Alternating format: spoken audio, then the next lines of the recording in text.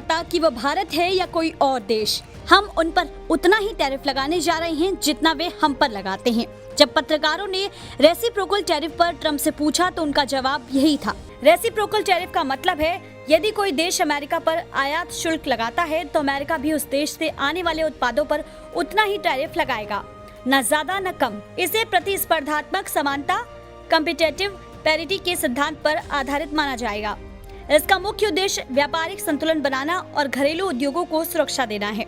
अमेरिकी राष्ट्रपति Donald Trump ने घोषणा की थी कि अमेरिका व्यापार में संतुलन और निष्पक्षता लाने के लिए पारस्परिक टैरिफ लागू करेगा। उन्होंने कहा, जो देश अमेरिका से शुल्क वसूलते हैं हम भी उन पर समान शुल्क लगाएंगे। इस नीति का सीधा मतलब ये है कि अगर भारत अमेरिकी उत्पादों पर 20% टैरिफ लगाता है तो अमेरिका भी भारतीय उत्पादों पर 20% टैरिफ लगाएगा। भारतीय निर्यात पर असर, मूल्य प्रतिस्पर्धा में कमी। भारतीय उत्पाद जो अभी तक अमेरिकी बाजार में कम टैरिफ के कारण प्रतिस्पर्धी कीमत पर उपलब्ध थे, उन पर समान टैरिफ लगने से उनकी कीमत बढ़ जाएगी। इससे भारतीय उत्पादों की मांग में कमी आ सकती है।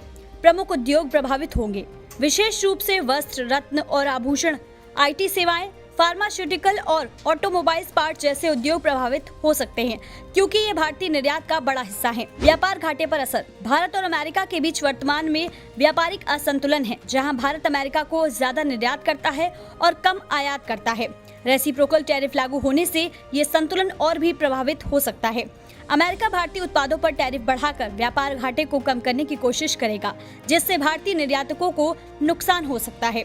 भारतीय उपभोक्ताओं पर प्रभाव, यदि भारत अमेरिकी उत्पादों पर टैरिफ बढ़ाता है तो अमेरिकी उत्पाद जैसे electronics, mobile phone, high and कपड़े और अन्य उपभोक्ता वस्तुएं महंगी हो सकती हैं।